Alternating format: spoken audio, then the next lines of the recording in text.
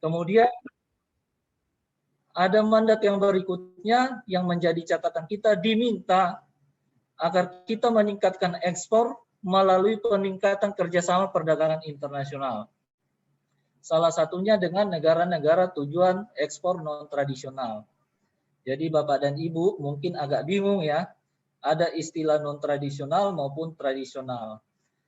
Istilah negara tujuan ekspor tradisional adalah negara-negara tujuan ekspor yang sudah seringkali kita melakukan ekspor ke negara tujuan tersebut. Ataupun negara tersebut sudah seringkali melakukan impor ke negara kita. Bapak dan Ibu yang patut disadari bahwa di luar negara-negara tradisional tersebut ternyata kita punya poin ya, chance atau kesempatan melakukan penetrasi ke negara-negara yang sebenarnya tidak biasa. Ya, tidak biasa itu istilah kita misalnya ke negara Afrika. Kalau kita ekspor ke negara ASEAN, kita ekspor ke negara Cina, kita ekspor ke negara Jepang, kita ekspor ke negara USA ataupun sebagian besar Eropa, ini sudah biasa Bapak dan Ibu. Tantangan sekarang yang diharapkan adalah bagaimana kita memanfaatkan peluang pasar di luar negara tradisional tersebut. Yang diistilahkan oleh Pak Presiden adalah harus menembus negara tujuan ekspor non-tradisional. Ya, mungkin Bapak dan Ibu, kategori non-tradisional ini ada beberapa yang bisa saya sampaikan adalah negara-negara yang wilayahnya di Afrika, negara-negara yang wilayahnya di Amerika Tengah, atau negara-negara yang wilayahnya di Amerika Selatan. Ini masih banyak negara-negara yang kita bisa optimalkan untuk menjual atau menembus pangsa pasar tersebut dengan komoditi-komoditi andalan kita di Indonesia. Ya, jadi Bapak dan Ibu, karena saya diminta untuk memaparkan sedikit prosedur dan kebijakan, tentu harus Bapak dan Ibu saya harus sosialisasikan sedikit aturan-aturan yang mendasari terkait kebijakan perdagangan di luar negeri. Jadi untuk kebijakan perdagangan di luar negeri, Bapak dan Ibu saya bisa sampaikan ada kategori Undang-Undang Nomor 7 Tahun 2014 yang sudah mengatur terkait tentang perdagangan. Jadi Undang-Undang Nomor 7 ini adalah undang-undang yang mengatur perdagangan secara umum. Salah satu di dalamnya, salah satu pasalnya mengatur tentang ekspor dan impor atau bisa kita istilahkan perdagangan internasional. Yang kedua, ada undang-undang baru yang sempat ramai adalah Undang-Undang Nomor 11 Tahun 2020 tentang Cipta Kerja, khususnya pasal 46 ya. Pengendalian perdagangan luar negeri meliputi perizinan usaha, standar dan pelarangan ataupun pembatasan. Kemudian ada Peraturan Menteri Perdagangan Nomor 13 Tahun 2012. Jadi peraturan ini memang kesannya sudah peraturan lama, tapi yang patut dipahami bahwa peraturan ini belum dicabut. Jadi itu yang masih mendasari kita, dan memang ada pasal di peraturan ini yang mengatakan jika ada perubahan ketentuan yang terkait selama tidak merubah aturan ini secara signifikan, peraturan ini masih berlaku. Peraturan yang mengatur tentang ketentuan umum di bidang ekspor. Itu Peraturan Menteri Perdagangan Nomor 13 Tahun 2012. Nah, Bapak dan Ibu, karena kita fokus saat ini membahas ekspor, mungkin aturan ini akan saya jabarkan sedikit setelah presentasi selanjutnya, di presentasi selanjutnya. Jadi sebelum saya masuk beberapa uraian tentang peraturan terkait dengan ekspor, ada baiknya kami juga menggambarkan sebagai informasi bagi Bapak dan Ibu terkait dengan kondisi existing sebenarnya di Jawa Timur kondisinya saat ini seperti apa. Jadi sampai triwulan 1 ya, data kita ini memang pertumbuhan ekonomi Jawa Timur ini masih berkisar di angka minus 0,44.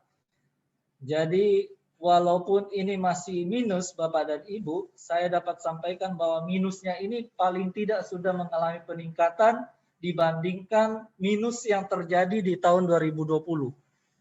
Ya, kalau di tahun 2020 di presentasi saya Bapak bisa lihat, minusnya Jawa Timur itu pertumbuhan ekonominya sampai minus 2,39. Ya. Kemudian Jawa nasional itu ada minus 2,7. Ya. Nah, di triwulan pertama tahun 2021, sebentar.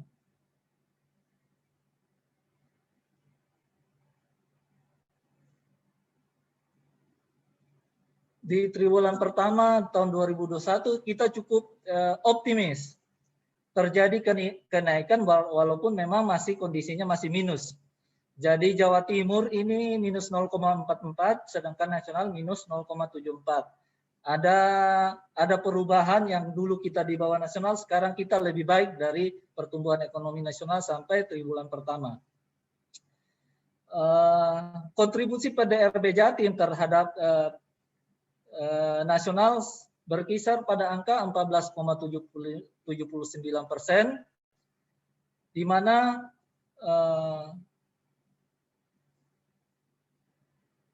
sektor industri dan industri pengolahan itu berkontribusi sekitar 23%, kemudian sektor perdagangan berkontribusi sekitar 21%, sektor pertanian 12,18%, dan sektor-sektor lainnya sekitar 43%. Kemudian PDRB Jatim tahun triwulan pertama tahun 2021 ini berkisar sebanyak 587 triliun. Nah, ini disumbang oleh dari sektor industri sekitar 30%, kemudian sektor perdagangan 18%, sektor pertanian 10%, dan sektor lainnya ini 39% sampai 40%. Bapak dan Ibu, dari data ini sebenarnya kita sudah bisa menyimpulkan kondisi pertumbuhan ekonomi atau perekonomian kita di Jawa Timur ini sebenarnya sudah sangat bergeser menjadi sektor industri dan perdagangan. Bapak dan Ibu bisa menjumlahkan sektor ini di jumlah industri dan perdagangan itu sudah hampir berpengaruh pada separuh nilai pertumbuhan ekonomi Jawa Timur. Sehingga Bapak dan Ibu sekedar mereview flashback ke belakang, di akhir pemerintahan Pak Adekarwo dulunya memang ada statement mengatakan Jawa Timur ini menjadi provinsi industri, bertransformasi dan menjadi provinsi industri. Karena memang pertumbuhan ekonomi kita sangat dipengaruhi oleh pertumbuhan industri saat ini. Ya, pertumbuhan industri dan perdagangan pada triwulan 1 dapat sedikit kami gambarkan bahwa di sektor industri pengolahan kita berada pada angka minus 0,63. Ini memang masih minus, sekali lagi masih minus karena kondisi saat ini, tetapi ini masih di atas angka nasional. Nah, bagaimana di sektor perdagangan? Syukur, alhamdulillah di sektor perdagangan sampai triwulan 1, nilai sektor perdagangan ini sudah menuju angka yang positif. Jadi sampai Maret luar biasa. Pertumbuhan perdagangan kita ini Jawa Timur melaju pesat, walaupun nasional masih minus, kita di Jawa Timur sudah pada angka yang positif, pada angka 1,3. Jadi ini luar biasa, dan saya yakin ini semua karena kontribusi dan kerjasama stakeholder yang terkait. Untuk PDRB industri pengolahan di Jawa Timur, sebagian besar ditopang oleh industri makanan dan minuman. Jadi 37% penyumbang PDRB industri pengolahan di Jawa Timur ini adalah disumbang dari sektor makanan dan minuman, 37,29% di tahun 2020. Sedangkan sektor-sektor lainnya, kalau Bapak dan Ibu lihat di presentasi saya, yang berwarna merah ini adalah sektor di pengolahan tembakau. Pengolahan tembakau ini bukan berarti di hulunya, tapi juga termasuk di industri yang mengolah tembakau itu menjadi produk akhir. Misalnya industri rokok dan sebagainya. Ternyata di tahun 2020 ini industri yang tumbuh positif terbaik itu pada industri kimia dan farmasi. Ya, mungkin kita sama-sama menyadari bahwa saat ini kondisi COVID, industri-industri bidang obat-obatan maupun hal-hal yang terkait dengan farmasi ini tumbuhnya cukup signifikan. Termasuk industri mamin kita tumbuhnya cukup signifikan. Jadi hal-hal inilah yang membuat kita tetap optimis, industri berjalan, perdagangan masih berjalan. Nah, bagaimana dengan neraca perdagangan kita? Bapak dan Ibu sedikit gambaran bahwa sampai Januari sampai April 2021, secara umum neraca perdagangan Jawa Timur ini sebenarnya masih mengalami defisit sekitar 1,19 miliar. Ya, mudah-mudahan Bapak dan Ibu bisa paham kalau saya ngomong defisit, berarti neraca perdagangan itu sebenarnya neraca perdagangan kita itu dihitung dari perhitungan dari penjumlahan antara ekspor dan impor. Ya. Jadi kalau impornya kita lebih banyak, itu kategorinya defisit, lebih banyak dari ekspor. Tapi kalau ekspor kita lebih banyak daripada impor, itu kategorinya surplus. Nah, untuk neraca perdagangan sendiri mau berbicara ekspor dan impor, di data kita sendiri itu masih dikategorikan lagi. Ekspor ini terdiri dari ekspor migas dan ekspor non migas. Begitupun dengan impor, ada kategori impor migas dan impor non migas. Secara umum, secara total untuk perdagangan Jawa Timur, memang Januari sampai April ini 2021 kita masih defisit. Ya, defisitnya itu dari mana sebenarnya? Karena kita dari sektor migas ini masih defisit sebesar 1,06 miliar, walaupun sebenarnya di sektor non migas kita mengalami surplus. Artinya kita di non migas itu ekspornya masih lebih baik daripada impornya. Tapi di sisi lain di sektor migas kita impornya masih lebih banyak daripada ekspornya. Jadi jika kita ini mengcombine itu berdua, ini menghasilkan angka yang masih defisit. Ya, jadi di data berikut kami kelihatan untuk neraca perdagangan non migas Jatim ya. Jelas ekspor non migas kita Januari sampai April 2021 ini sebenarnya mengalami penurunan sebesar 6% dibandingkan periode yang sama di tahun 2020. Ya. Sedangkan impor mengalami peningkatan sebesar 12,5% dibandingkan Januari dibandingkan periode sebelumnya di tahun 2020. Nah, sedikit kami gambarkan dari data-data yang kita miliki untuk komoditi ekspor utama Jatim dapat kami gambarkan adalah 10 komoditi yang berperan besar pada nilai ekspor Jawa Timur. Jadi Bapak dan Ibu bisa lihat di presentasi kami ada komoditi lemak, ada minyak hewan, kemudian kayu dan barang dari kayu, kemudian tembaga sampai pada berbagai produk kimia. Ini adalah 10 komoditi ekspor utama Jawa Timur dalam kategori golongan besar. Golongan besar ini artinya yang Bapak dan Ibu baca di presentasi saya itu disebut HS2. Jadi berbicara perdagangan nasional kemudian masuk ke komoditinya kita mengenal kata-kata HS, harmonized system. Angka harmonis sistemnya. Makin sedikit penjabaran HS-nya, berarti itu adalah makin golongan utama. Kalau mau makin terperinci, ada sampai HS8.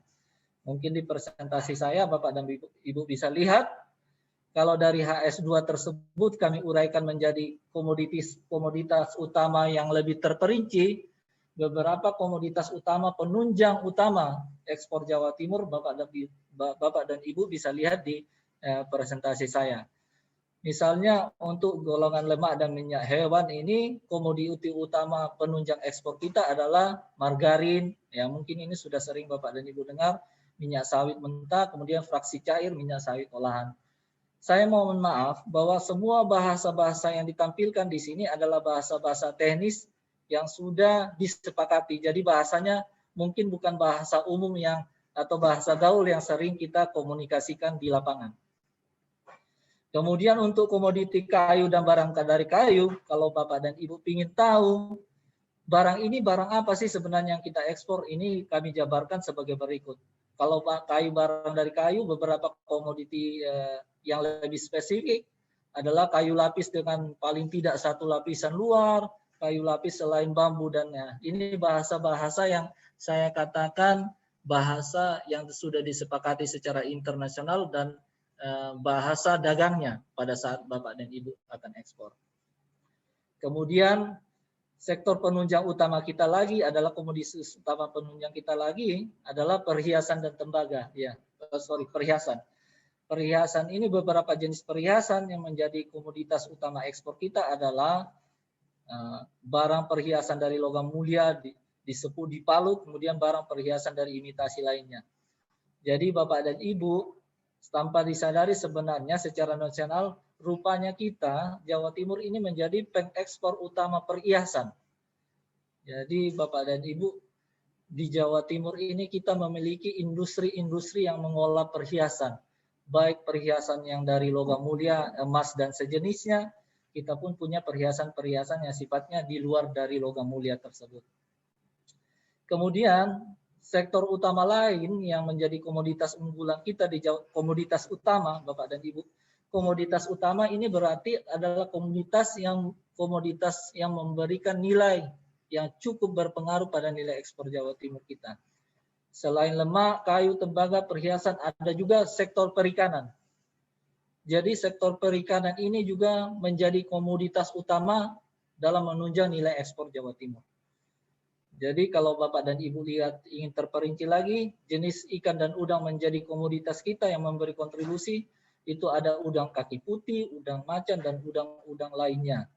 Kemudian ada beberapa komoditi kertas, kemudian perabot, kemudian daging dan ikan olahan. Kita juga mengekspor produk kimia dan produk bahan kimia organik. Jadi ini termasuk mungkin Bapak dan Ibu bisa lihat di perinciannya ada komoditinya yang namanya MSG, monosodium glutamat. Jadi ini salah satu komoditi ekspor yang menunjang nilai ekspor Jawa Timur sebenarnya. Kalau Bapak lihat ada Ajinomoto dan sejenisnya, ternyata semuanya itu diproduksi dari Jawa Timur dan memang memberi kontribusi bagi ekspor kita. Maaf sedikit menyebutkan merek. Nah, bagaimana dengan impor? Selain kita ekspor, kita juga sektor perekonomian Jawa Timur sangat didukung oleh beberapa komoditas utama impor. Untuk komoditas utama impor kita, kalau Bapak dan Ibu, ini kami jabarkan ada 10 besar komoditi yang boleh dikatakan memberi kontribusi untuk kita impor ke Jawa Timur dengan harapan bisa dikembangkan lagi. Jelas kita masih mengimpor mesin-mesin dan turunannya, besi dan baja juga kita masih banyak impor. Beberapa kategori ampas sisa industri makanan, plastik dan barang dari plastik, gandum-ganduman, dan termasuk gula dan kembang gula. Kita masih impor barang-barang tersebut. Perincian dari komoditas utama tersebut, barangnya antara lain bisa spesifik Bapak dan Ibu baca di presentasi kami. Untuk kategori mesin-mesin dan pesawat mekanik, ternyata kita masih banyak mengimpor produk kategori mesin AC. Kemudian untuk besi baja kita banyak mengimpor produk baja, produk setengah jadi besi dan baja, ataupun kategori besi dan baja non paduan. Untuk kategori gandum-ganduman jelas, ini kita masih impor. Untuk beberapa kategori pupuk juga kita ternyata masih impor. untuk kategori pupuk kalium klorida dan beberapa produk lainnya, dan memang setahu kami ada beberapa bahan ini atau produk ini memang kita tidak bisa hasilkan di dalam negeri, sehingga itu memang harus dilakukan proses impor untuk menunjang industri pengolahan kita di dalam negeri. Jadi sedikit tambahan setelah berbicara ekspor dan impor terkait komoditi ekspor dan impor kita di Jawa Timur, sedikit kami gambarkan juga pada periode Januari sampai April 2021, kami bisa paparkan bahwa pangsa pasar ekspor untuk produk-produk non-migas Jawa Timur itu terbesar itu diekspor ke Jepang. Kemudian yang kedua ke Amerika Serikat, yang ketiga Tiongkok, kemudian Malaysia sampai ke Australia. Ini adalah 10 besar negara tujuan ekspor kita. Jadi Bapak dan Ibu, 10 besar negara ini adalah sebenarnya negara-negara tujuan ekspor kita yang sifatnya sudah sangat tradisional, sudah seringkali. Tantangan kita sebenarnya ke depan bagaimana kita melakukan ekspor di luar negara-negara ini.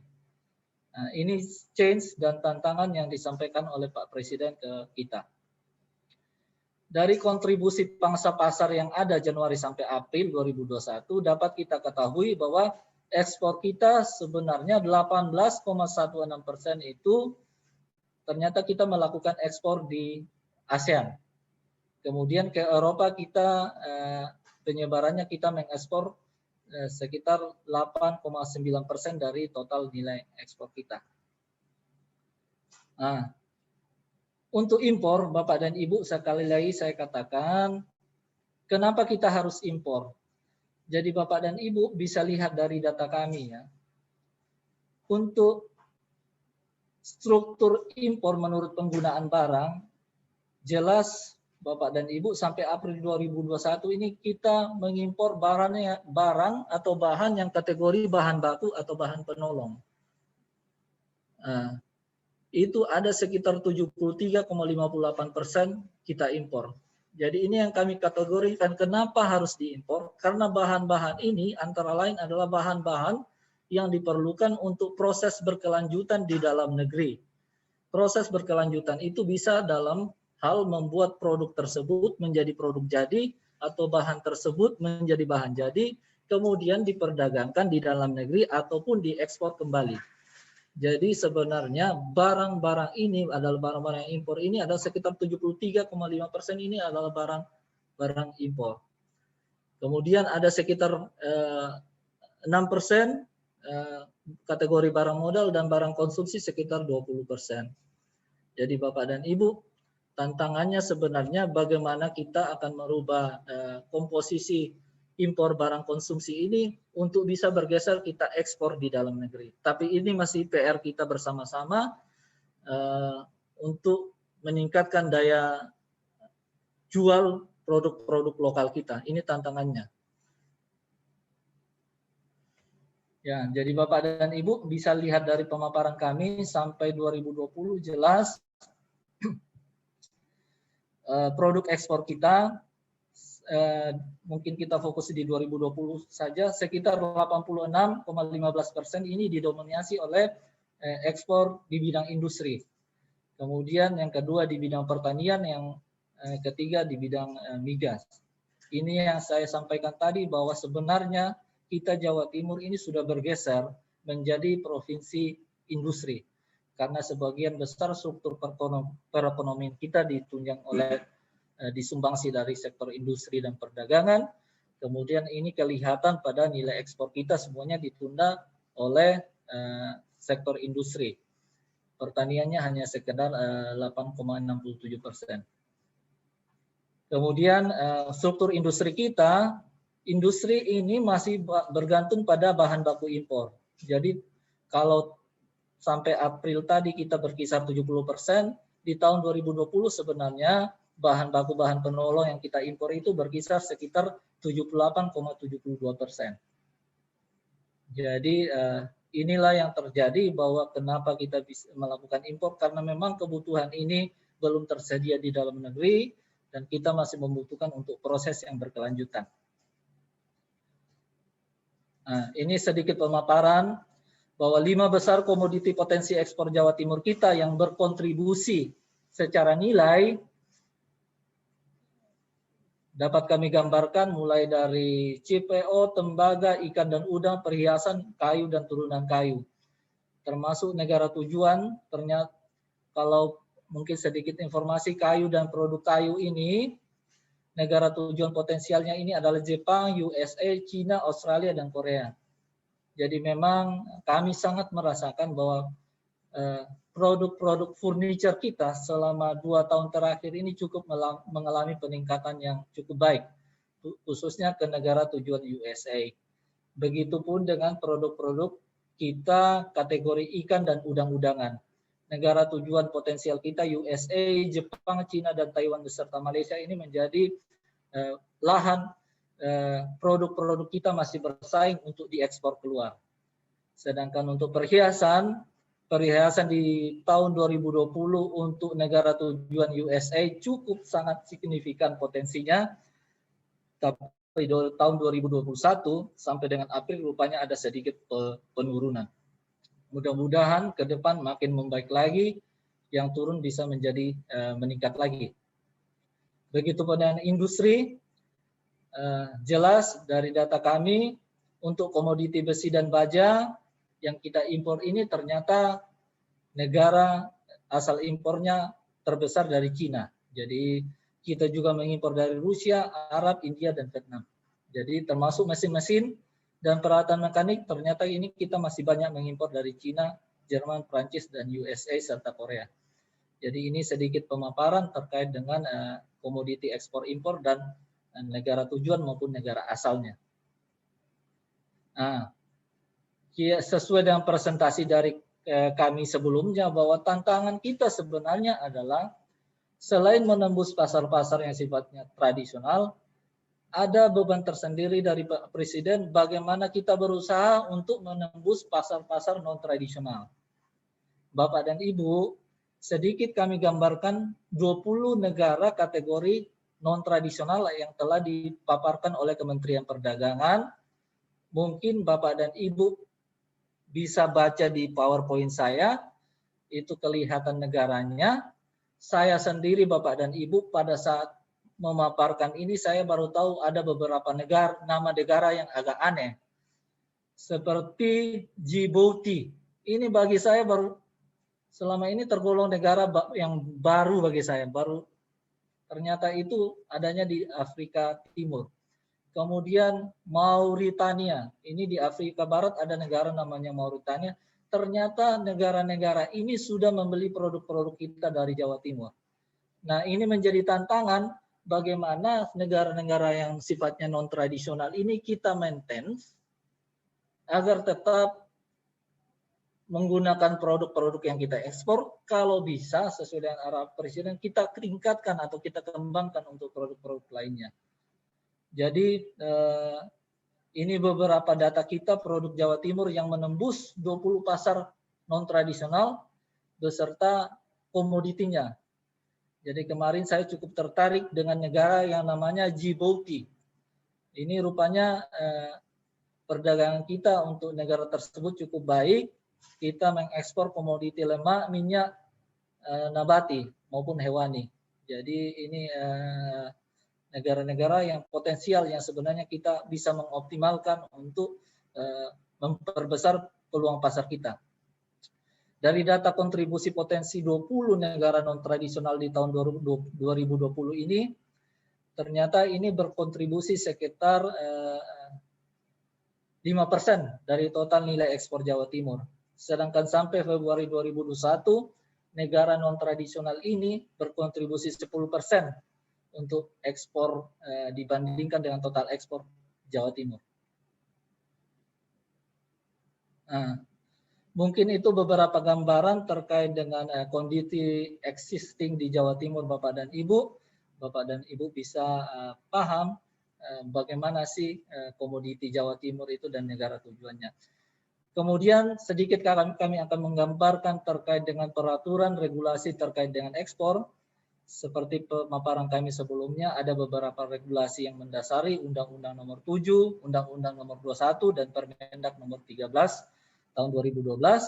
Dan kami akan sedikit fokus pada Peraturan Menteri Perdagangan Nomor 13 tahun 2012. Karena itu adalah peraturan yang mengatur tentang ketentuan umum di bidang ekspor.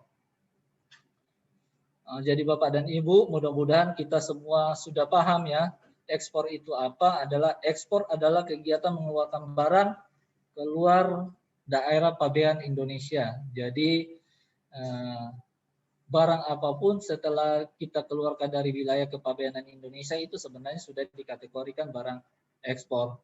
Mungkin Bapak dan Ibu ada yang bertanya, wilayah pabean itu seperti apa? Jadi wilayah pabean itu adalah wilayah kesatuan RI, baik daratan, perairan maupun udara, dan tempat tertentu di zona ekonomi eksklusif, dan landasan kontinen yang di dalamnya masih berlaku Undang-Undang Kepabeanan negara kita.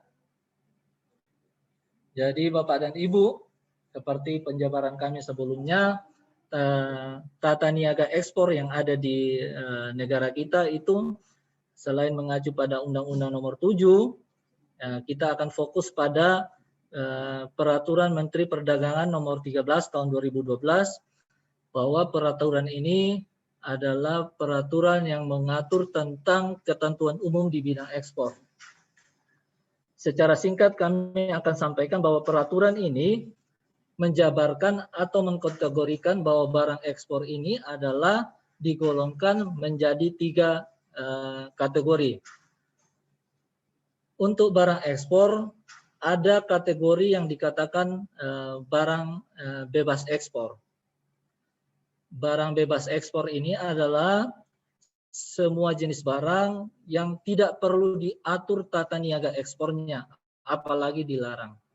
Nah, kemudian ada kategori barang-barang yang dibatasi ekspornya. Artinya barang-barang yang dibatasi ekspornya ini adalah barang-barang yang barang-barang yang bisa diekspor jika barang-barang ini sudah memenuhi ketentuan-ketentuan atau batasan-batasan yang melandasi barang tersebut.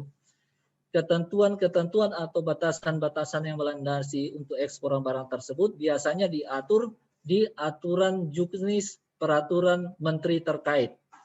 Jadi kalau misalnya batu bara dan produk batu bara, barang ini bisa diekspor jika Bapak dan Ibu telah memenuhi persyaratan teknis untuk mengekspor batu bara dan produk batu bara. Biasanya persyaratan teknisnya itu antara lain adalah Bapak dan Ibu harus terdaftar sebagai eksportir dulu, sebagai eksportir batu bara. Kemudian ada rekomendasi dari instansi-instansi pembinanya, misalnya karena ini batu bara harus melalui instansi ESDM. Nah, begitupun dengan komoditi lain, termasuk sarang burung walet ke Cina. Jadi ini lagi ramai ini sarang burung walet. Jadi sarang burung walet saya bisa sampaikan ke Bapak dan Ibu semua, sebenarnya ini adalah barang yang bebas ekspor. Tetapi khusus untuk ke Cina, sarang burung walet ini menjadi barang yang dibatasi ekspornya. Jadi khusus ke Cina, sarang burung walet ini harus memenuhi tahapan peraturan teknis ataupun persyaratan di negara tujuan agar bisa dilakukan ekspor. Tetapi di luar Cina, sarang burung walet ini menjadi barang yang bebas ekspor. Mungkin Bapak dan Ibu sebelum bertanya, di Jawa Timur ini lagi ramai namanya porang. Porang ini sebenarnya di aturan peraturan Menteri Perdagangan ini adalah kategori barang yang dikategorikan bebas ekspor. Tidak ada aturan teknis yang melandasi ketentuan ekspor porang ini. Jadi di data Kementerian Perdagangan, porang ini termasuk barang yang bebas ekspor.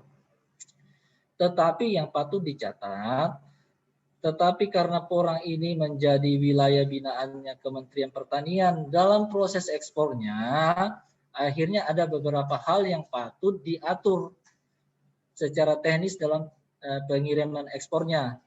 Tujuannya adalah karena ini permintaan dari negara tujuan ataupun kesepakatan kita di negara tujuan di bidang pertanian.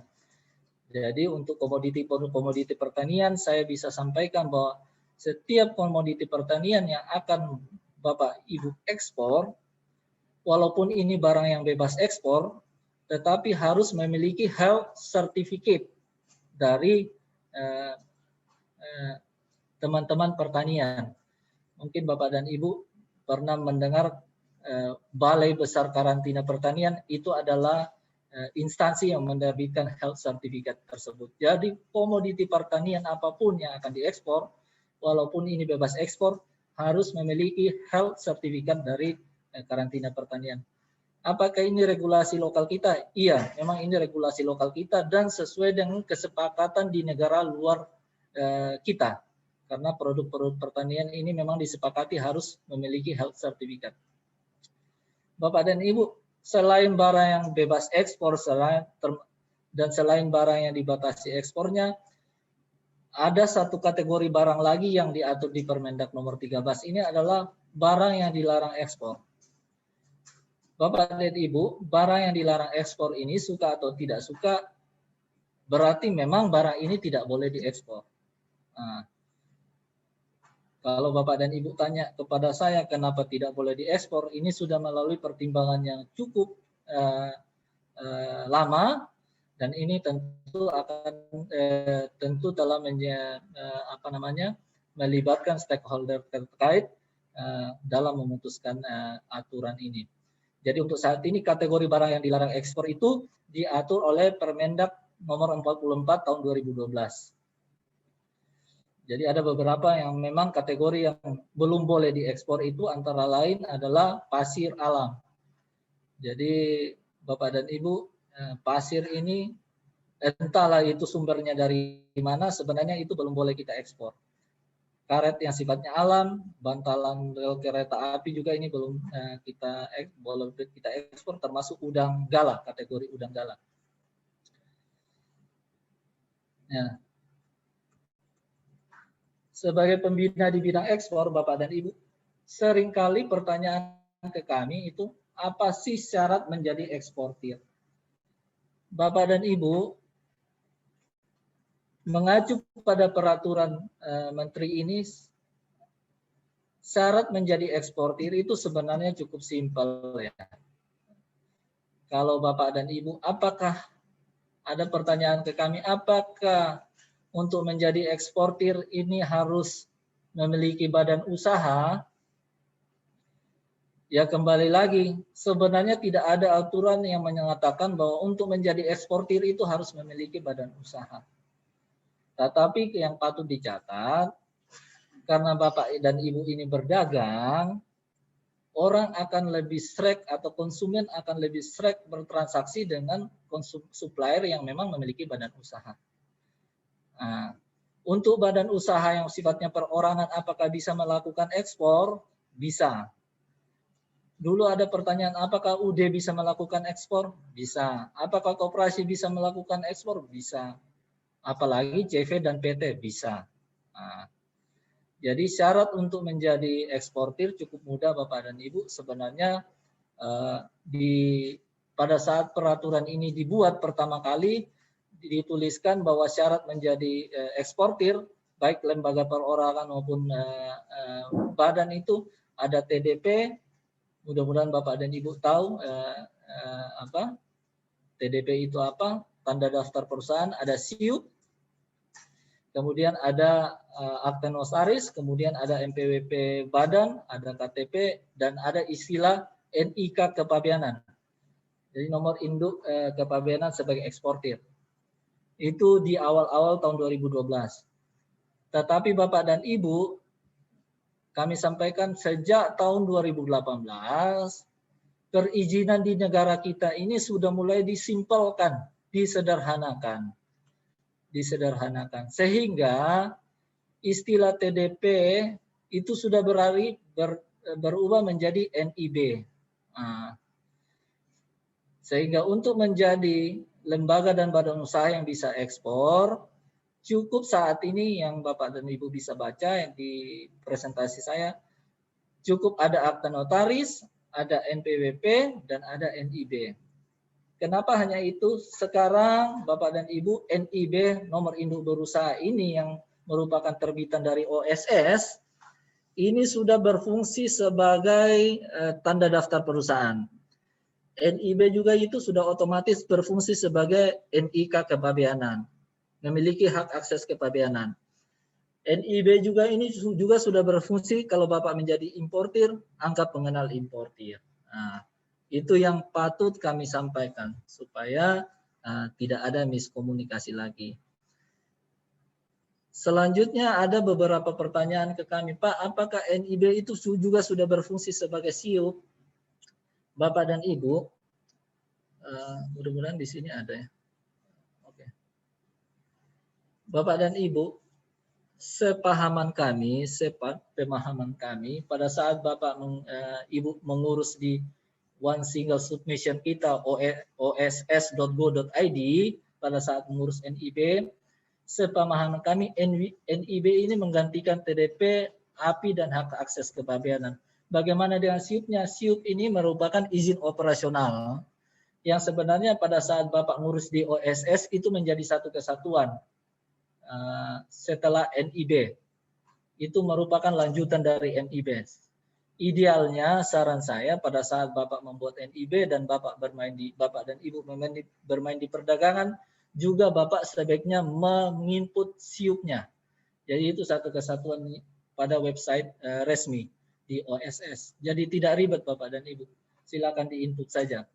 Jadi NIB di form resminya itu sebenarnya hanya menggantikan TDP, hak akses kepabeanan dan angka pengenal importir. Sedangkan SIUP sendiri itu izin operasionalnya juga bisa diterbitkan di OSS. Silakan Bapak dan Ibu kalau bingung dengan masalah legalitas dan perizinan ini, konsultasi ke kalau kita di Pemprov Jawa Timur itu di Jalan Pahlawan di P2T. Nanti akan dibimbing teman-teman di sana. Nah, ada beberapa catatan kami kalau Bapak dan Ibu akan bermain sebagai eksportir. Sebagai eksportir dan importir, ada beberapa hal yang Bapak harus perhatikan. Pertama adalah tata niaga peraturan di Indonesia terkait dengan produk yang diekspor. Atau yang paling penting lainnya adalah ketentuan di negara tujuan ekspor. Bapak dan Ibu, pada saat kita berbicara ekspor, sebenarnya selain kita mengatur produk kita di dalam negeri, kita juga mengatur produk kita agar diterima di negara tujuan ekspor. Jangan sampai Bapak dan Ibu ekspor, tapi barangnya akhirnya ditolak di sana. Jadi ini yang Bapak dan Ibu harus pahami terlebih dahulu sebelum bermain di bidang ekspor. Termasuk kalau Bapak bermain di impor, tata niaga dan peraturan di Indonesia tentang ketentuan impor. Jadi ini yang Bapak dan Ibu harus pahami, termasuk ada istilah HS code.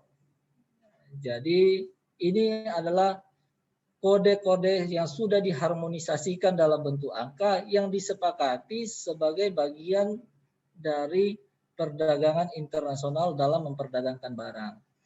Jadi Bapak dan Ibu, nanti jika Bapak punya barang, bagaimana mengkategorikan HS code-nya Bapak ini semuanya sudah ada secara online. Yang penting bagi kami, Bapak dan Ibu sudah tahu barangnya dulu, kuasai barangnya, penentuan HS code-nya itu sudah sangat simpel. Ya. Jadi ini adalah izin yang paling mendasar jika Bapak dan Ibu ingin menjadi eksportir. Jadi sudah sangat simpel. Ini kita kenal dengan NIB. Ini diberlakukan sejak 21 Mei 2018. Kementerian Koordinator Bidang Perekonomian mempersimpel izin-izin yang ada. Jadi kalau Bapak sudah punya NIB, Bapak tidak perlu mengurus lagi yang namanya TDP di masing-masing kota atau daerah. Seharusnya seperti itu, seharusnya. Karena NIB ini sudah berfungsi sebagai TDP, sudah berfungsi sebagai API, sudah berfungsi sebagai akses kepabeanan sebagai eksportir. Cara pembuatan NIB ini Bapak dan Ibu sudah bisa dilakukan secara online di www oss.go.id. Jadi poinnya di situ, dan syaratnya pun menurut kami tidak susah. Nah, sisa kalau Bapak ini sebagai non perorangan atau badan usaha harus punya surat domisili usaha, kemudian NPWP, kemudian laporan SPT, ya, kemudian akta pendirian dan terdaftar di AHU. Ya, seperti itu ya. Ini adalah beberapa istilah jika Bapak dan Ibu melakukan ekspor ya.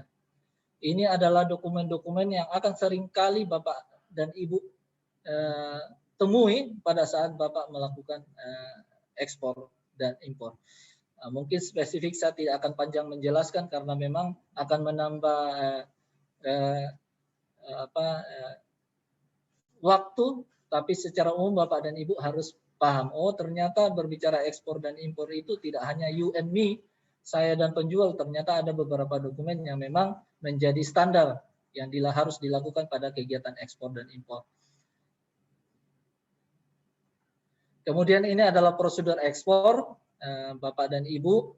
Kalau membaca presentasi saya ini adalah presentasi yang sifatnya ideal. Ideal artinya eksportir ini punya SDM yang cukup kuat dan melakukan eksportir sendiri, termasuk produknya cukup kuat. Jadi sudah di perusahaannya sudah sangat profesional. Biasanya proses ekspor yang mereka lakukan adalah tahapannya seperti yang kami uraikan seperti ini ya. Apakah sebagai eksportir yang sifatnya hanya perorangan bisa ekspor? Bisa. Nah, jadi karakter eksportir itu macam-macam Bapak dan Ibu ya.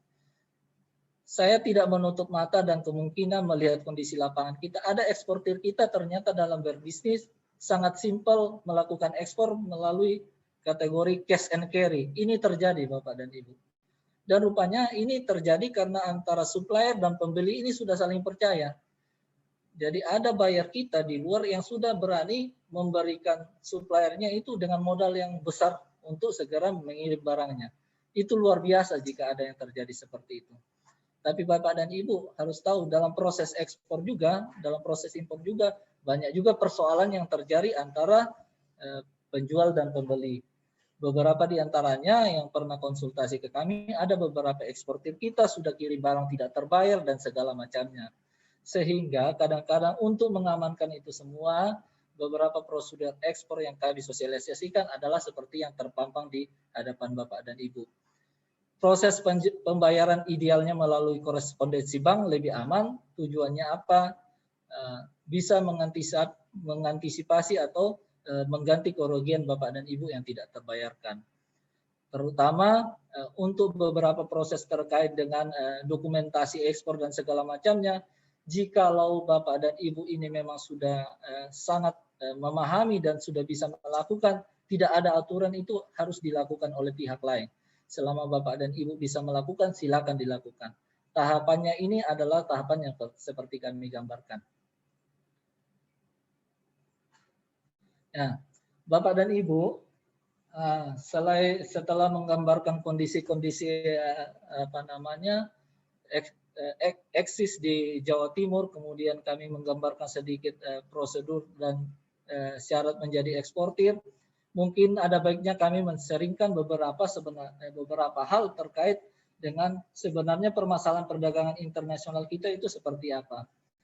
Bapak dan Ibu, ini ada beberapa hal yang identik menjadi permasalahan kita secara internasional dalam melakukan kegiatan ekspor dan impor saat ini. Pertama, kami menggambarkan bahwa pandemi COVID-19 ini terus terang sangat berpengaruh roda perekonomian di negara manapun ya. Banyak negara mengalami resesi sehingga berpengaruh terhadap perlambatan ekonomi global. Jadi Bapak dan Ibu, ini seperti komunikasi presentasi kami sebelumnya bahwa kalau ini tidak dihadapi secara bersama-sama dan diharapkan masing-masing negara berjuang sendiri, alangkah naif untuk kita bisa melakukan perbaikan di segala sektor. Kemudian yang kedua, kondisi saat ini terjadi adanya perang dagang di beberapa negara. Ya, kita masih ingat bersama-sama adanya ketidakcocokan antara USA dengan RRC ini memberikan tantangan tersendiri bagi perdagangan global. Terutama negara-negara berkembang, ini sebenarnya bisa berdampak negatif dan bisa menjadi peluang. Kenapa kami katakan seperti itu? Kami dapat sampaikan bahwa negara USA ataupun RRC ini adalah negara yang sangat mendominasi perdagangan dunia. Faktanya, utamanya kita di Indonesia ataupun di Jawa Timur, barang impor utama kita ini terbesar dari RRC. Di satu pihak, barang ekspor kita terbesar kedua itu ke Amerika Serikat. Jadi bisa dibayangkan bahwa Bapak dan Ibu, kalau kedua negara ini mengalami ketidakcocokan, ini pasti suka atau tidak suka ada dampak tersendiri bagi negara kita sebagai salah satu partner utama dari kedua negara ini. Yang kedua, peluangnya bisa saja. Ada beberapa teman atau ada beberapa ahli yang mengatakan sebenarnya adanya perang AS-ERC ini menjadi tantangan kita. Saya setuju untuk hal-hal seperti itu, tapi tidak semua komoditi. Peluangnya di mana? Peluangnya adalah jika kita bisa menggantikan produk ekspor Cina ke Amerika Serikat. Tapi harus disadari Bapak dan Ibu, produk ekspor Cina ke Amerika Serikat itu agak berbeda dengan produk yang kita ekspor ke Amerika Serikat. Jadi RRC Cina kalau berantem, barangnya Cina tidak boleh diekspor ke Amerika ataupun barangnya Amerika tidak boleh diekspor ke Cina, kita harus pahami produknya apa dulu. Ternyata Bapak dan Ibu, produk RRC yang banyak diekspor ke Amerika itu bukan bermain produk-produk yang seperti yang kita mainkan di Indonesia. Ternyata mereka mainnya adalah produk-produk yang high teknologi. High teknologi sebenarnya di bidang komputer, kemudian di bidang Android, kemudian di bidang beberapa program yang memang sudah high teknologi. Jadi ini tantangan tersendiri bagi kita jika memang ini ingin memanfaatkan peluang ini tersendiri. Kemudian bagaimana dengan produk AS yang masuk ke Cina? Setelah kita evaluasi produk AS yang masuk ke Cina itu umumnya adalah buah-buahan kategori apel dan segala macamnya. Termasuk mohon maaf ada kategori yang daging-dagingan dan segala macamnya.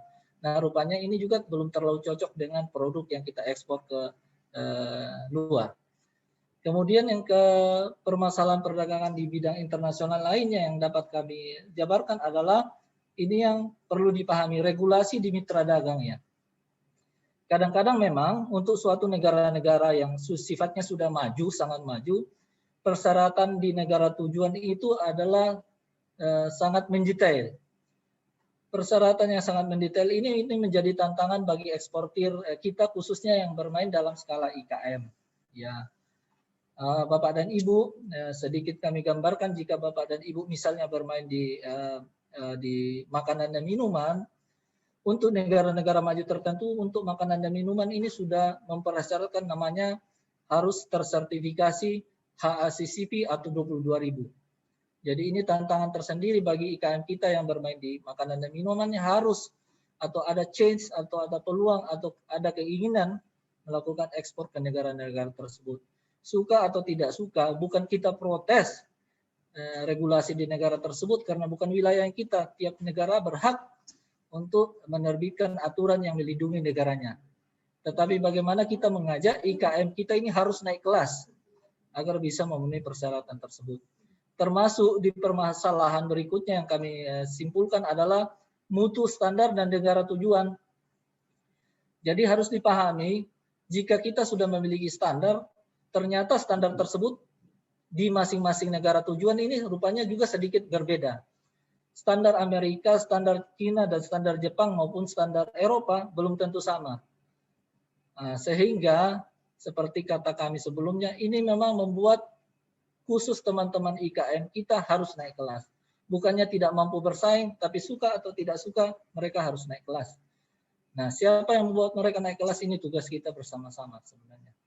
Sehingga Kita tidak perlu menjustifikasi bahwa proses ekspor itu dikuasai oleh besar-besar, tapi memang karena kondisi saat ini yang mengharuskan di negara tujuan memang ada persyaratan-persyaratan yang bagi teman-teman IKM kita membuat harus naik kelas menurut kami.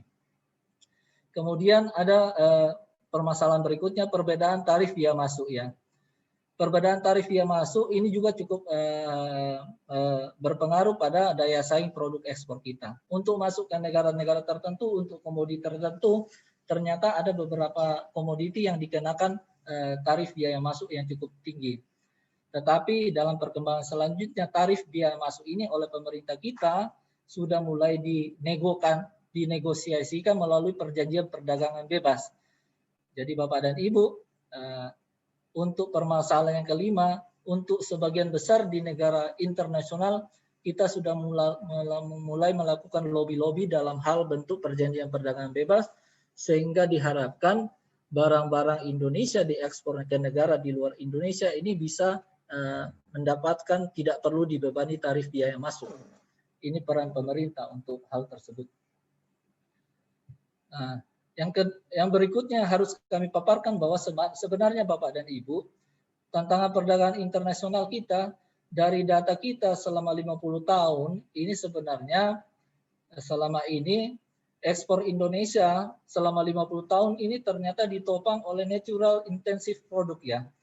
Jadi surplus perdagangan kita keluar itu dalam kegiatan ekspor itu disebabkan oleh adanya kenaikan harga komoditas. Bukan karena kita mengolah barang ini yang memberi kontribusi nilai tambah, tetapi sebagian besar kita ini sebenarnya selama ini banyak mengekspor kategori barang-barang yang sifatnya masih bahan yang sifatnya natural atau barang yang sifatnya setengah jadi. Jadi saya tidak heran Bapak dan Ibu, sampai sekarang kita mengekspor kopi itu masih ada kopi yang dalam bentuk bahan biji kopi, atau kopi yang setengah disangrai, kemudian diekspor ke Eropa, ke Amerika, oleh Eropa, Amerika menjadi Starbucks dan sebagainya.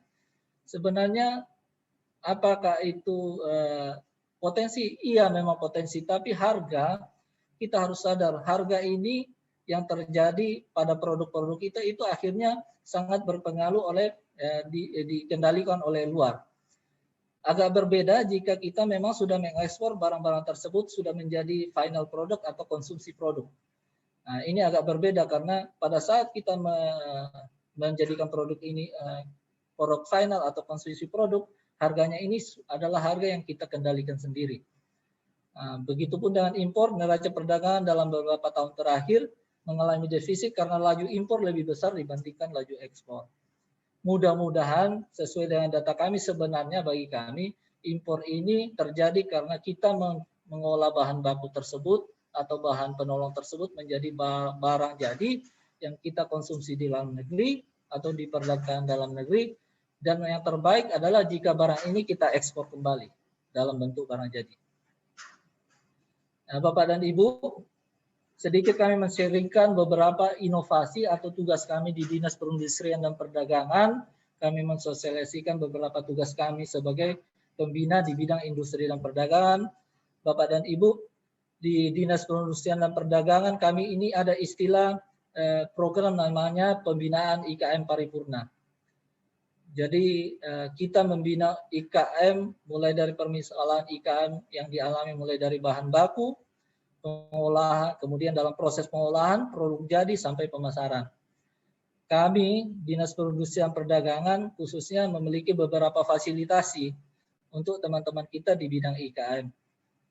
Ada fasilitasi di bidang pengujian mutu, ada fasilitasi di bidang pelayanan teknis, pendampingan, kemudian bimbingan standarisasi, kemudian peningkatan kualitas SDM, kemudian di bidang produk jadi, jika produk Bapak dan Ibu sudah jadi, sudah ada, kami juga memiliki fasilitasi di bidang HKI, sertifikasi halal, kemudian sertifikasi Batimar dan sertifikasi SNI, termasuk sertifikasi merek. Ya, Bapak dan Ibu, HKI untuk merek kita fasilitasi juga. Tapi yang menjadi catatan bagi Bapak dan Ibu, penerima fasilitas ini luar biasa banyaknya. Jadi kami juga tidak bisa menjanjikan bahwa semua yang masuk itu akan difasilitasi karena keterbatasan anggaran dan segala macamnya. Kemudian kalau Bapak dan Ibu mengalami masalah pemasaran, kami juga punya beberapa pelatihan di bidang pemasaran, kemudian promosi luar negeri, info pasar di luar negeri, kemudian temu bisnis kita aktif laksanakan, kemudian misi dagang online, kemudian kita punya pelatihan ekspor. Kita punya pelatihan ekspor mulai dari kategori teman-teman yang masih baru, kemudian kategori yang teman-teman sudah punya produk tapi bingung produknya mau diapakan. Kemudian ada pelatihan ekspor untuk teman-teman yang sudah menjadi eksportir sendiri. Kemudian ini adalah beberapa program kami khususnya di bidang perdagangan internasional. Bapak dan Ibu bisa baca.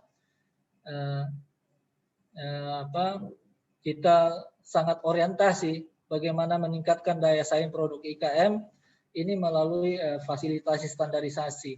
Kami menyadari produk IKM kita ini tidak akan bersaing jika mindset untuk membuat produk yang berstandar ini belum diaplikasikan di teman-teman IKM. Kemudian kami juga sangat concern untuk berkoordinasi dengan instansi-instansi di luar kita terkait dengan kelancaran proses ekspor, kemudian melalui kegiatan ekspor lainnya. Kemudian sedikit tambahan, kita di Jawa Timur ini punya namanya Export Center. Export Center ini adalah lembaga yang diberi tugas dan tanggung jawab untuk melakukan pembinaan di bidang ekspor mulai dari awal sampai teman-teman bisa ekspor. Jadi Export Center ini merupakan bentukan dari Kementerian Perdagangan, ya, dikerjasamakan dengan Provinsi Jawa Timur, kemudian pelaksananya tahun ini dilaksanakan oleh Kadin Jawa Timur. Dan saat ini Export Center sudah mulai beroperasi sejak mulai bulan Maret sampai sekarang. Kantornya ini di Kedung Doro, kantor Dekranasda. Bapak dan Ibu, jika memang ada waktu bisa melakukan konsultasi terkait ekspor di teman-teman yang melaksanakan kegiatan atau mempunyai tugas di Export Center. Dan Export Center ini memiliki beberapa tenaga ahli, 4 tenaga ahli yang sangat kompeten, menurut kami sangat kompeten untuk melakukan pembinaan dengan teman-teman. Mungkin mohon izin salah satu tenaga ahlinya kebetulan merupakan bagian dari Unair yang mungkin hadir bersama-sama kita saat ini. Saya khawatir kalau menyebut namanya nanti saya dianggap salah. Begitu ya Bu. Jadi mudah-mudahan keberadaan Export Center ini juga sangat memberi kontribusi bagi peningkatan ekspor di Jawa Timur. Kemudian Bapak dan Ibu, dalam setiap sosialisasi kami juga aktif mensosialisasikan, menjabarkan bahwa kita Indonesia ini sudah melakukan perjanjian perdagangan bebas dengan sebagian besar negara di luar Indonesia, baik sifatnya bilateral, baik sifatnya kawasan maupun perjanjian multilateral lainnya. Kemudian dalam perjanjian perdagangan bebas itu ada beberapa persyaratan. Salah satu syaratnya adalah penggunaan surat keterangan asal. Jadi Dinas Perindustrian Perdagangan Provinsi Jawa Timur ini adalah salah satu instansi yang ditunjuk untuk menerbitkan surat keterangan asal jika Bapak dan Ibu melakukan ekspor menggunakan surat keterangan asal ini ke negara tujuan yang ada perjanjian perdagangan bebas kita, dijamin produk Bapak dan Ibu itu akan bebas tarif biaya masuk di negara tujuan tersebut. Jadi sebagai informasi, Disperindak Jawa Timur sebagai salah satu instansi yang ditunjuk untuk menerbitkan surat keterangan asal ini. Tapi harus dipahami surat keterangan asal ini sebenarnya bukan izin. Ya. Jadi apakah ekspor tanpa menggunakan surat keterangan asal? Bisa. Bisa, tetapi konsekuensinya Bapak dan Ibu membayar biaya masuk di negara tujuan ekspor jika kita sudah punya FTA. Jadi surat keterangan asal ini biasanya di bahasa globalnya disebut COO, Certificate of Origin. Ya, jadi Jawa Timur, Dinas Perindak, salah satu instansi yang ditunjuk untuk menerbitkan itu. Kemudian Disperindak juga mempunyai inovasi teknologi yang kami sebut dengan Sistem Informasi Perdagangan Internasional, yang kami singkat dengan SIPINTER, dan dashboard peningkatan ekspor pengendalian impor. Jadi sistem informasi ini atau inovasi ini berisi data-data harian terkait dengan ekspor impor Jawa Timur, yang mudah-mudahan kita bisa tingkatkan dengan proses analisa untuk berkontribusi memberi masukan ke pengambil kebijakan di Jawa Timur. Kemudian Disperindak juga mempunyai namanya Klinik Indak Center. Bapak dan Ibu, apapun permasalahannya terkait dengan permasalahan industri dan perdagangan, apalagi permasalahan di bidang ekspor, silakan berkonsultasi ke kami di Sibolangkerto. Kembali lagi sekarang kita punya tim dengan tim yang solid untuk di bidang ekspor yang seperti saya katakan tadi, ataupun bisa berkonsultasi dengan Export Center di Kedung Doro. Jadi ini tim kita bersama-sama bagaimana mewujudkan Jawa Timur harus meningkat ekspornya. Kemudian kita juga punya beberapa kegiatan terkait dengan perluasan akses pasar melalui business matching, baik yang sifatnya online maupun offline. Jadi business matching ini kita bisa lakukan dengan partner kita di negara-negara di luar, negara tujuan ekspor, melibatkan atas perdagangan kita ataupun teman-teman kita yang di luar negeri. Bisa mereka menghasilkan bayar dan kita menyiapkan IKM kita yang siap mengisi kekosongan atau potensi pasar di negara tersebut. Bagaimana untuk terlibat di kegiatan ini, Bapak dan Ibu bisa berkonsultasi, dan memang kita memfasilitasi IKM melalui proses yang kami sebut dikurasi dulu ya. Kalau bahasa umumnya diseleksi untuk bisa mengikut kegiatan ini. Kemudian kita aktif melakukan peningkatan kegiatan pelatihan, peningkatan pemahaman ekspor impor melalui sosialisasi, FGD, pelatihan ataupun kegiatan lainnya. Nah, beberapa kegiatan peningkatan ekspor kita yang kita telah lakukan di masa pandemi ini, Bapak dan Ibu, sejak tahun 2020 dan 2021, pemerintah Provinsi Jawa Timur ini sangat concern membentuk eksportir baru melalui pelatihan yang kami sebut ekspor coaching program. Ekspor coaching program ini merupakan kegiatan pelatihan ataupun pendampingan terhadap 30, saat ini di tahun 2021, minta maaf, ini ada 30 peserta calon eksportir maupun eksportir yang kita training untuk menjadi eksportir selama setahun. Jadi program ini memang sudah lama, tetapi di tahun 2020 dan sampai saat ini 2021 kita konsen untuk membentuk mereka ini menjadi eksportir.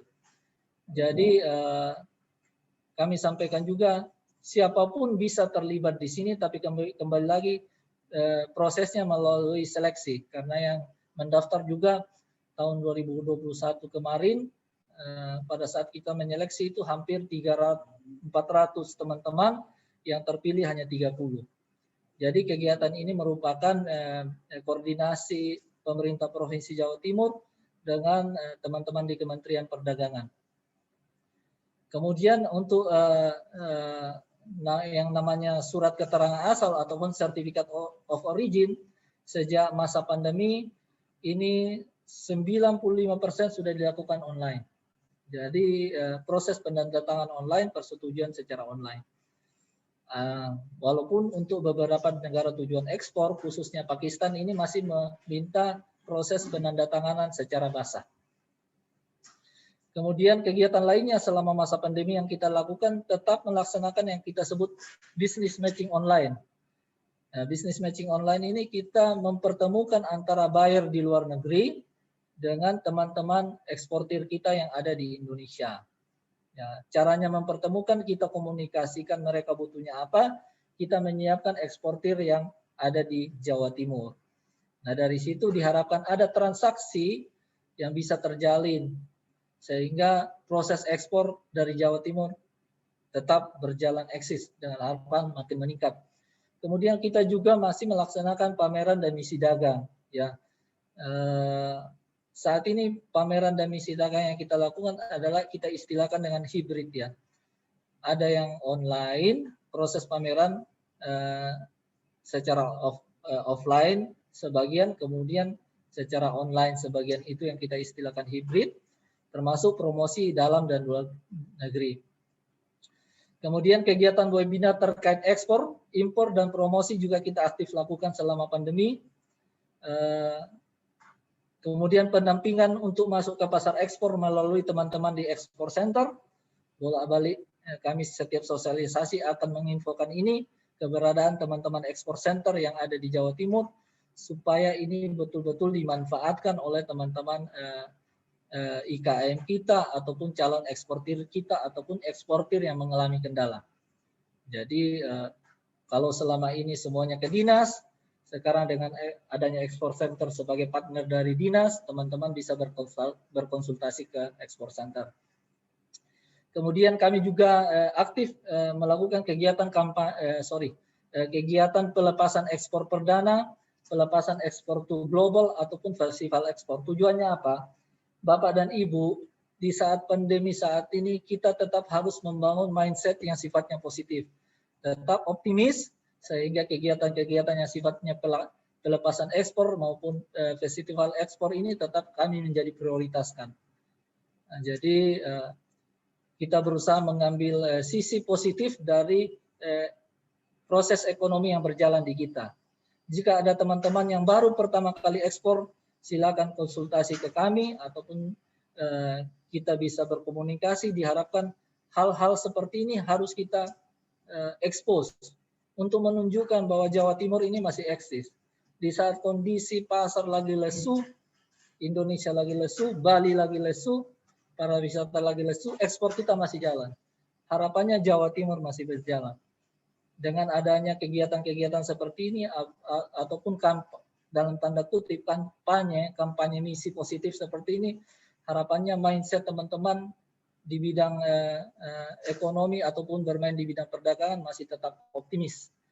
Kemudian tidak lupa dalam kegiatan menemani teman-teman IKM, kita punya fasilitasi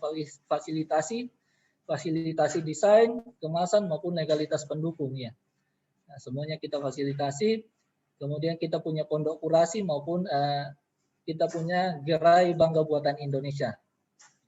Di Disperindak itu ada tempat pameran yang dimana Bapak dan Ibu bisa melihat produk-produk yang potensial yang ada di Jawa Timur.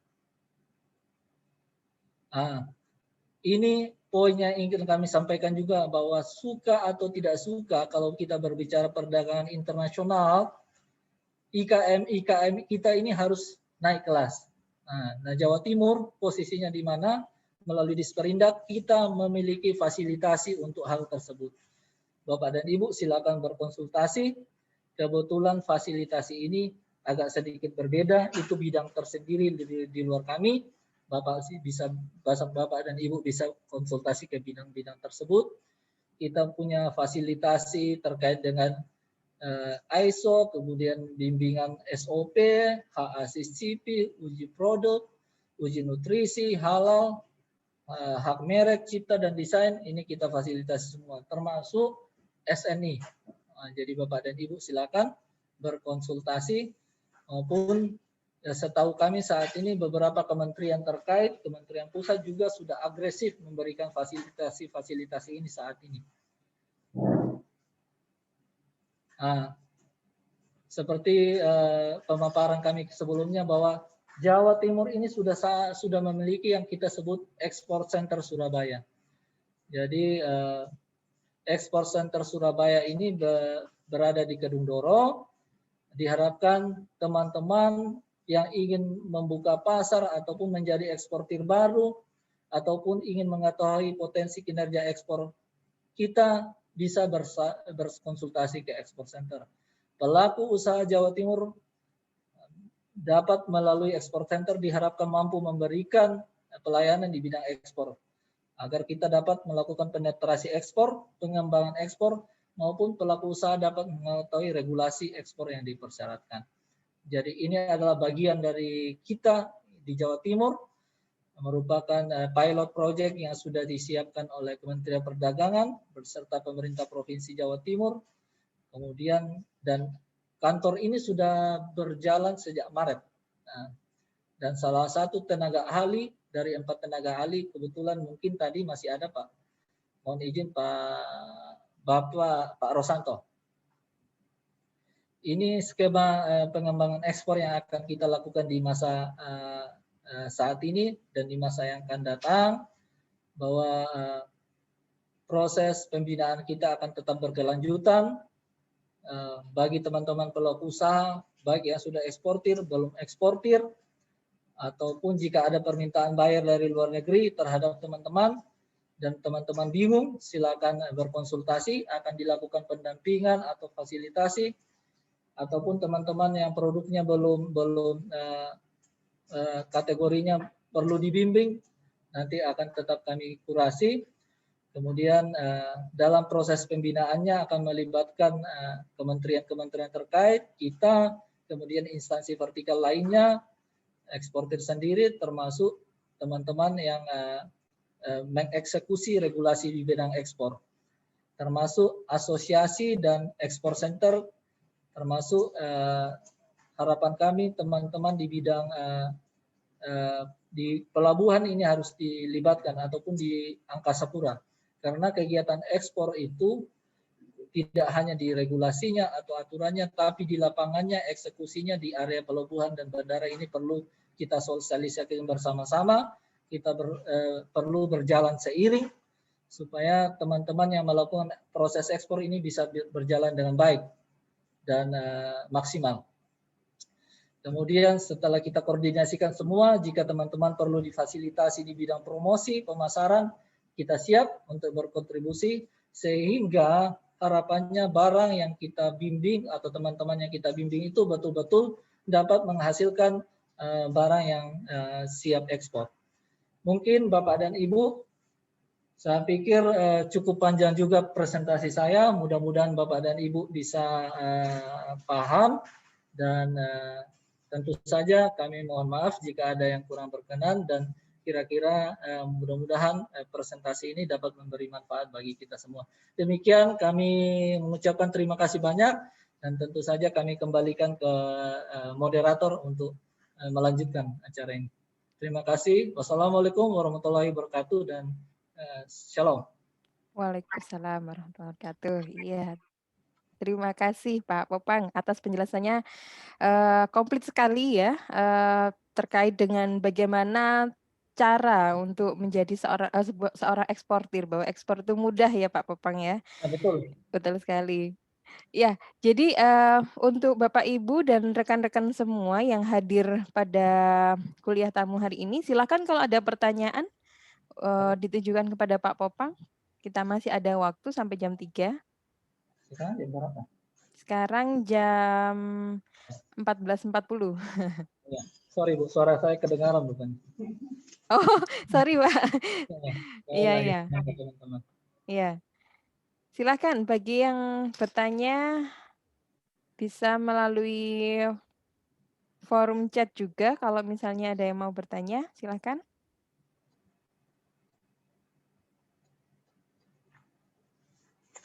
Mudah-mudahan jelas Bu. Iya Pak Popang, jadi tadi dibahas juga ya bahwa memang kita sekarang orientasinya diarahkan kepada yang ekspor non tradisional ya Pak Popang ya? Ya, harapannya seperti itu karena kita melihat begini, saat ini negara-negara kita yang sifatnya tradisional ini juga mengalami titik jenuh karena banyak faktor selain pandemi, kemudian yang seperti kami gambarkan tadi USA dan Cina ini masih saling gontot-gontotan Bu. Yeah. Jadi menurut kami kita tidak perlu fokus ke sana. Malahan Pak Presiden mengarahkan ya jangan main di situ saja. Kita manfaatkan yang sifatnya non tradisional.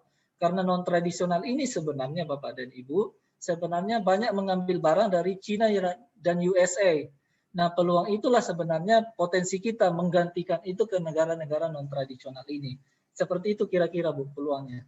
Ya, Pak Bambang, tentunya di tengah peluang itu kan pasti juga ada tantangan ya kalau kita membuka pasar baru gitu ya, misalnya di Afrika. Ya. Yang biasa kita di tradisional kan istilahnya semua sudah established ya secara infrastruktur segala macam. Nah, kalau untuk yang pasar non tradisional ini kendala umumnya apa, Pak Bambang? Ya, terima kasih Bu Roma. Ya, Jadi sangat ini pertanyaan yang bagus sekali.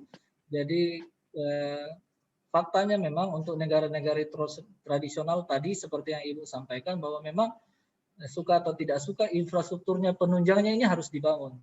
Memang harus diakui untuk beberapa negara yang sifatnya non tradisional tersebut antara lain di Afrika maupun di Amerika Selatan ataupun Amerika Tengah, ini ada tantangan-tantangan tersendiri bagaimana kita bisa memaksimalkan ekspor ke negara tersebut.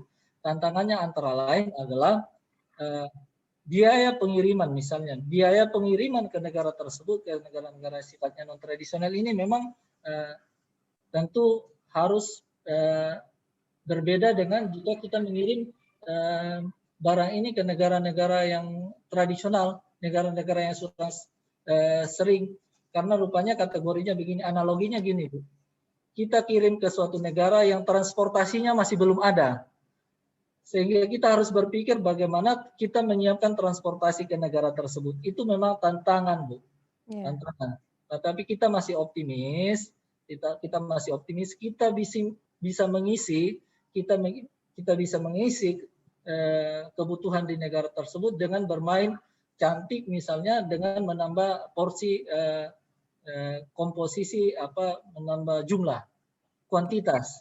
Jadi jangan heran beberapa teman kita yang menyentuh atau menempuh atau masuk ke negara-negara non tradisional ini, kami sepakat mereka tetap harus bermain kuantitas. Karena kalau kita mengirim sedikit-sedikit hasilnya tidak akan maksimal. Berbeda jika kita mengirim sedikit-sedikit ke Singapura, kirim sedikit-sedikit ke Malaysia ataupun ke Cina. Itu sudah biasa. Karena apa? Transportasi ke negara-negara tersebut sudah banyak, sudah tersedia. Kita sisa ngisi. Tetapi yang ke negara non-tradisional ini tantangannya, yang saya katakan tadi, ternyata masih ada yang belum ada transportasi ke sana. Jadi pemain-pemain transportasi ini harus berpikir 2 kali untuk menuju ke sana atau bermain cantik supaya mereka tidak rugi, dan bagaimana memenuhi kuota ke sana dengan mencampur berbagai produk yang mereka butuhkan. Jadi itu memang tantangan, Bu, tapi apakah mungkin? Tetap ada mungkin. Ya, peluang terbesarnya adalah dengan memanfaatkan jumlah kuantitas. Ini saat ini yang ditempuh oleh teman-teman kita. Bahkan sedikit informasi, jangan heran, Bu. Malahan salah satu produsen di bidang food beverage terbesar di Indonesia malahan membuka pabrik di negara-negara Afrika. Misalnya mohon izin mungkin kita menyebut merek ya, Indomie. Indomie. Indomie Lagi viral Pak itu videonya ya. Jadi Indomie ini sebenarnya yang ada di Afrika itu adalah Indomie yang bukan kita ekspor dari Indonesia lagi. Karena teman-teman yang ini sudah melihat potensi pasar itu, berani bertarung untuk membuka investasi pabrik di sana, Bu. Jadi ini peluang-peluang yang sebenarnya peluang besar produk kita, membawa nama baik kita sehingga dapat meningkatkan nilai jual ekspor kita. Jangan heran, Bu, di Nigeria itu harga Indomie itu luar biasa. Jadi sudah makanan mewah untuk di wilayah Afrika. Salah satu contoh. Ya, luar biasa Pak Popang. Ini ada satu pertanyaan dari Mbak Renta Yusti. Halo Mbak Renta, ini alumni kita juga yang sekarang menempuh S3 ya, juga di Ilmu Ekonomi Unair. Pak, apakah semua barang yang diekspor ke luar negeri yang berasal dari Indonesia harus ada sertifikat halalnya, Pak? Ya, mohon izin, Bu ya. Ini memang pertanyaan yang sering kami sampaikan juga. Jadi sebenarnya Bapak dan Ibu, untuk beberapa negara, khususnya negara-negara mohon izin yang sudah uh, uh, multipluralisme yang sudah sangat, sebenarnya di negara-negara tersebut tidak ada aturan bahwa barang yang dimasukkan khususnya makanan dan minuman ini harus bersertifikat halal. Tidak ada. Tapi yang patut dipahami, tidak ada aturan yang di suatu negara, khususnya di negara-negara Uni Eropa dan sebagainya, yang mempersyaratkan bahwa barang tersebut bersertifikat halal. Tapi kami tidak menutup mata dan menutup kemungkinan bahwa mindset yang terjadi saat ini, orang mulai sadar. Orang mulai sadar bahwa ternyata produk-produk halal ini jauh lebih besar manfaatnya. Dan memang pasar untuk produk-produk halal, suka atau tidak suka, mulai mendominasi untuk produk makanan dan minuman. Jadi sebenarnya tidak ada aturan yang mengkampanyekan bahwa harus halal, tapi orang menyadari dengan beberapa buyer saat ini sudah sangat menjadi membeli produk yang sifat halal berarti sudah dapat terjamin, beberapa terjamin dari sisi yang mereka butuhkan. Jadi setahu kami belum ada persyaratan bahwa mereka halal. Tapi pangsa pasar dengan adanya brand halal ini sudah jauh lebih baik, sudah jauh lebih berkembang dan potensinya besar. Dan terus terang ini menjadi misi kita juga bahwa bagaimana branding halal ini melalui kebijakan Bapak Wakil Presiden, memang bagaimana brand halal ini sudah menjadi milik Indonesia.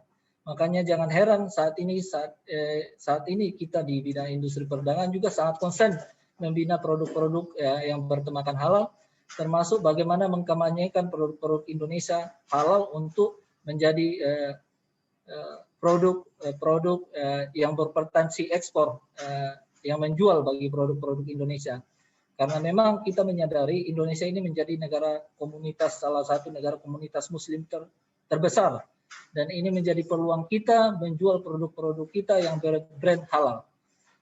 Dan komunitas untuk perjanjian untuk negara-negara yang di bidang OKI juga sudah mulai memang bersepakat dalam hal ini. Diharapkan memang ke depannya negara-negara yang tergabung dalam OKI, yang salah satu Indonesia adalah pencetusnya, sudah mulai memang nilai-nilai halal termasuk pengiriman produk ekspor itu sudah bisa diterapkan.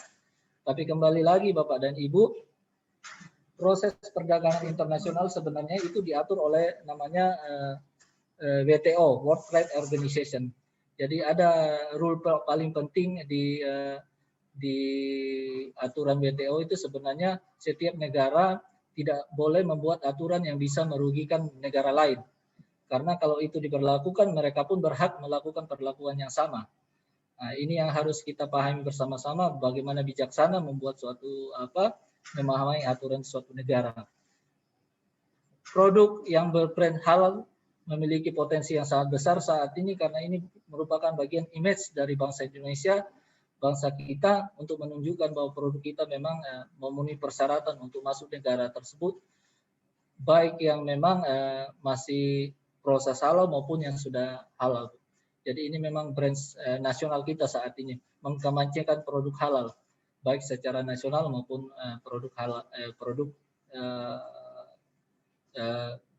mengkampanyekan secara nasional maupun secara internasional. Jadi kalau ditanya apakah wajib, sebenarnya tidak wajib. Nah, tetapi untuk negara-negara tertentu seperti kita di Indonesia, memang ada beberapa aturan yang berlaku lokal. Ataupun di Malaysia yang berlaku lokal, bahwa setiap produk makanan, minuman sebaiknya memang dilabeli halal. Itu memang wajib. Karena itu memang berlaku lokal di negara kita. Tapi di negara luar, pada intinya apalagi kita berbicara ekspor, memenuhi ketentuan atau rule di negara tersebut, itu yang paling penting, Bu. Jadi seperti itu secara singkat dari saya. Ya, baik. Terima kasih Pak Popang. Kompleks ya ininya jawabannya Pak Popang. Terima kasih. Nah, ini ada satu lagi dari Mbak Nunung Andriani dari mahasiswa S2 Ilmu Ekonomi, Pak Popang. Jadi terkait jenis barang yang dibatasi ekspor, konteks ini yang dibatasi di sini apakah dari sisi jumlah atau atau apa gitu ya. Kemudian apakah batasan sudah ditetapkan dan dipublikasikan atau bagaimana gitu. Contohnya batu bara yang katanya dibatasi tapi sampai sejauh ini sepertinya masih terus digenjot untuk meningkatkan ekspor. Begitu Pak Popang. Ya, ya. Ya, saya langsung jawab ya Bu. Iya silakan. Bu Nunung, terima kasih atas pertanyaannya. Jadi memang kalau kita berbicara untuk komoditi-komoditi kategori yang dibatasi ini, kembali lagi kami harus sampaikan bahwa karena ini adalah komoditi yang dibatasi, sehingga peraturan teknis terkait komoditi tersebut diatur di juknisnya masing-masing. Jadi tiap komoditi ini agak berbeda. Kalau saya berbicara salah satu komoditi yang memang dibatasi di negara kita untuk diekspor itu adalah kopi.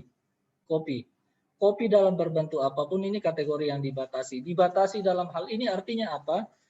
Bahwa teman-teman yang akan bermain sebagai eksportir kopi ini harus terdaftar dulu di Kementerian Perdagangan melalui website online inatradekemendag.go.id. Kalau teman-teman itu sudah terdaftar ke Kementerian Perdagangan sebagai eksportir terdaftar kopi, baru bisa melakukan kegiatan ekspor. Apakah jumlahnya dibatasi? Tidak. Untuk kopi ini tidak. Jadi yang dibatasi adalah pentelusuran teman-teman yang melakukan eksportir kopi. Termasuk pada setiap ekspor mereka akan melakukan pelaporan mingguan untuk jumlah ekspor mereka. Jadi ini ada kebijakan-kebijakan tertentu. Salah satu kenapa kebijakan diambil ini sebenarnya yang paling fair adalah jangan sampai ada produk-produk tertentu kita ekspor semua sehingga di dalam negeri menjadi mengalami kekurangan. Ini salah satu alasan yang membuat beberapa kebijakan produk ekspor itu dibatasi. Kemudian selain kopi atau produk-produk lain, ada juga kategori produk yang sifatnya dibatasi dalam bentuk kuota, Ibu. Tapi setahu kami dalam berbentuk kuota ini bukan sesuatu yang saklek, bahwa kuotanya hanya 5, hanya bisa ekspor 5, tidak. Saat ini pemerintah gencar untuk melakukan kampanye ekspor. Jadi pada saat kuotanya 5 itu sebenarnya adalah kuota yang mengatur awalnya. Jangan sampai terjadi ketidakkonsistenan, kita banyak ekspor, di dalam negeri kurang. Nah, kalau Bapak sudah habis, Bapak dan Ibu mempunyai kuota 5, kemudian kuotanya itu dirasakan habis, ya sisa diperpanjang saja nantinya untuk memperoleh kuota tambahan. Tentu pada saat Bapak dan Ibu akan mengajukan kuota tambahan akan dievaluasi lagi. Oh, ternyata memang benar ini ini potensi untuk kita ekspor, dalam negeri masih banyak, so kita ini bisa nambah kuotanya mereka. Nah, setelah mendapat persetujuan kuota tersebut bisa diekspor lagi. Saya pikir kira-kira seperti itu. Jadi masing-masing komoditi ini punya teknis pembatasan yang berbeda-beda. Tidak semua sama. Tapi pada intinya untuk bermain di eksportir, bermain komoditi yang dibatasi, rule yang paling mendasar yang harus kami sampaikan, biasanya eksportirnya ini wajib terdaftar di Kementerian Teknis yang membawahi eksportir tersebut. Kalau bermain di batu bara tidak akan jauh-jauh, harus terdaftar di Kementerian ESDM, termasuk di Kementerian Perdagangan. Kalau bermain di kopi tentu terdaftar di Kementerian Perdagangan. Tapi yang patut kami jaminkan bahwa di luar komoditi dibatasi itu masih banyak komoditi-komoditi kita yang sifatnya bebas ekspor. Jadi Bapak dan Ibu tidak perlu ragu untuk melakukan kegiatan ekspor. Saya pikir begitu, Bu. Baik, terima kasih Pak Popang atas penjelasannya. Karena ini sudah jam 3 kurang 4 menit begitu, saya ingatkan kembali kepada Bapak Ibu dan rekan-rekan semua yang hadir untuk mengisi daftar hadir ya yang ada di forum chat. Baik Pak Popang, mungkin secara keseluruhan saya bisa simpulkan ya Pak bahwa memang dampak dari coronavirus ini luar biasa untuk kinerja perekonomian kita ya, regional ekonomi kita juga termasuk dan kinerja perdagangan global yang sampai turun 14% dan kita masih tetap optimis ya bahwa perekonomian Jawa Timur bisa kembali bangkit dengan meningkatkan dan menggenjot apa namanya sektor ekspor meskipun di sisi lain seperti transportasi ataupun pariwisata sedang anjlok-anjloknya sekarang ini ya.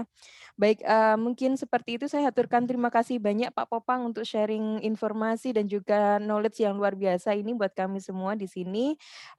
Semoga kita bisa ketemu lagi next time untuk membahas hal-hal yang serupa dengan ekspor impor yang ada di Jawa Timur, Pak Popang. Siap, siap. Terima kasih.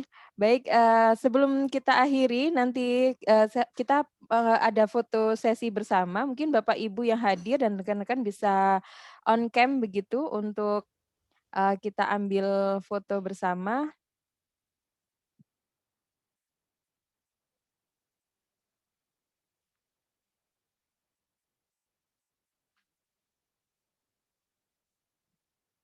Ya, ini ada dari mahasiswa S1, S2, dan juga S3 ya di ilmu ekonomi. Baik, sudah ready ya? Oke. Oh, ini ada Bu Dwi. Bu Dwi yang ambil atau saya, Bu? Boleh Bu, sebenarnya tadi ya ketika saya tadi masuk bergabung, sebelumnya selamat sore Pak Popang, mohon maaf harusnya saya hari ini bisa Sorry, Bu. menemani Bu Sohrul untuk menjadi host, tapi karena kebetulan hari ini ada gladi bersih untuk FGD besok, jadi saya meninggalkan Bu Sohrul tadi di awal. Iya, mendirikan sendirian nih saya nih. Monggo, Baik, monggo. Iya. boleh kita untuk Mbak Dia Ayu dan Laura Alerista serta Windy Yuda untuk on kamera. Kita akan foto. Baik. Oke, 1, 2, 3. Oke, sampun. Oke, terima kasih Bu Dwi. Terima kasih juga Pak Rosanto ya atas kehadirannya dan juga pengarahannya tadi di awal. Terima kasih Pak Popang, terima kasih semuanya Bapak Ibu serta rekan-rekan yang hadir pada kuliah tamu hari ini. Saya akhiri dari saya selaku moderator. Terima kasih. Assalamualaikum warahmatullahi wabarakatuh. Waalaikumsalam warahmatullahi wabarakatuh. Terima kasih Pak Popang Terima atas kasih, waktunya. Bapak, Terima kasih Bapak Ibu Bu semuanya. Semua terima Ya, kasih. Kami pamit ya. Ya, terima kasih Pak Popang. monggo. Terima kasih semuanya atas kehadirannya. Oke, saya izin untuk end meeting Terima kuliah tamu kasih. sore hari ini. Yes. Siap Bu Dwi. Assalamualaikum. Salam. Waalaikumsalam.